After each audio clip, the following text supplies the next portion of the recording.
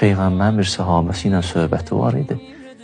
Zaman gələcək insanlar nə əmr və məruf eləyəcək, nə nəhyəz münkər, nə yaxşılığa əmr eləyəcək, nə pislikdən çəkindirəcək. Məsum buyurdu ki, ya, belə gün gələcək, bundan pisi də gələcək. Dedi, necə zaman olar ki, insanlar pisliyə əmr eləyər, yaxşılıqdan çəkindirər. Dedi, belə gün də gələcək, dedi, bundan pisi də gələcək. Dedi, nədir?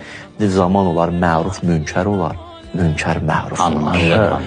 Mərufu elə təbliğ eləyərlər, münkəri göstərərlər, münkəri elə təbliğ eləyərlər, məruf göstərərlər. Yəni, yaxşını fəliyüğəyyirənlə xəlqəllah olar.